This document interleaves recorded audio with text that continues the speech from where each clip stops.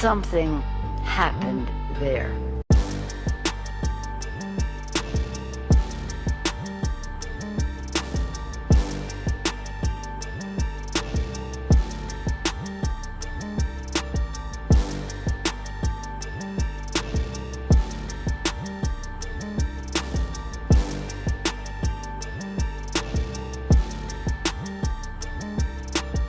Invest in things like high-tech manufacturing, clean energy, and the infrastructure that creates good new jobs.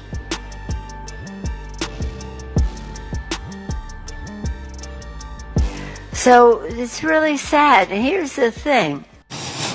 Catch this.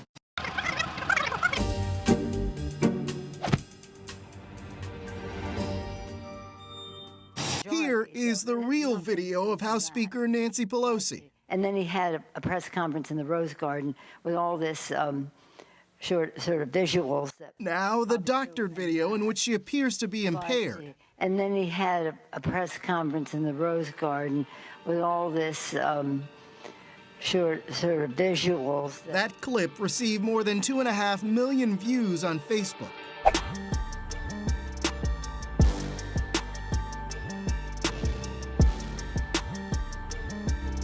So, Monica, in the wake of the 2016 election, obviously Facebook has repeatedly told Congress, the American people, that you're serious about fighting disinformation and fake news.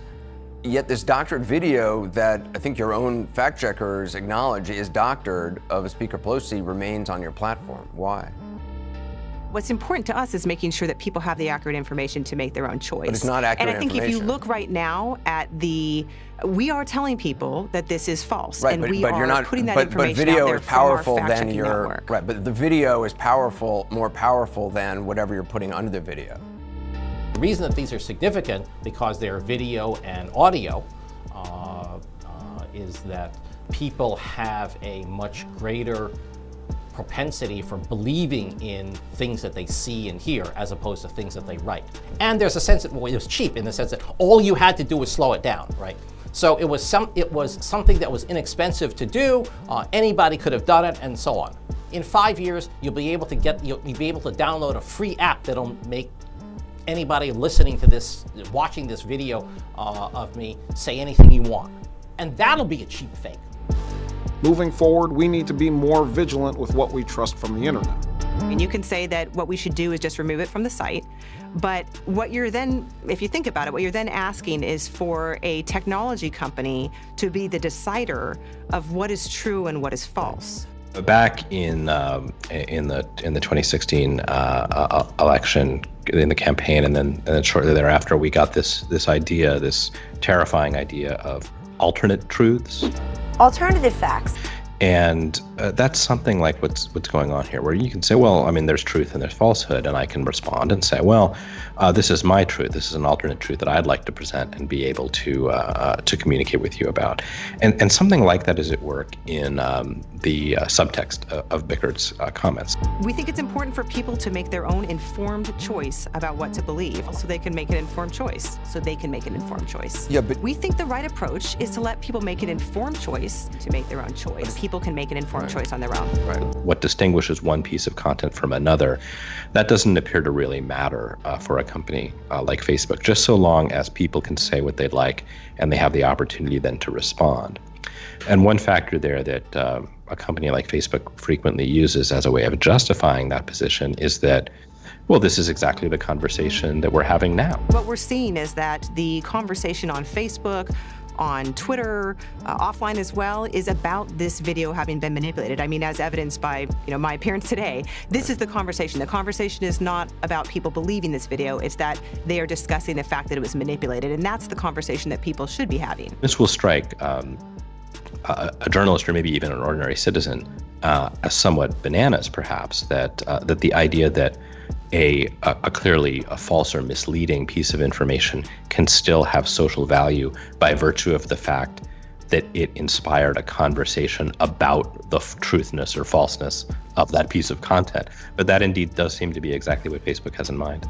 No one knows what is real anymore. An apple is an apple. It can't be a tomato tomorrow and a pear yesterday. I think that is the greatest threat facing our nation, where people just don't accept basic truths and basic falsehoods any longer. How do we prepare people to live in a world of deception? How do we prepare people to live in a world where they just generally may not know what's real or not?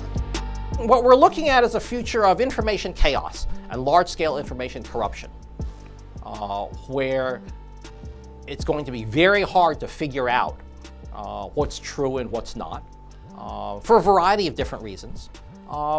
And that environment is one that's antithetical to a functioning society.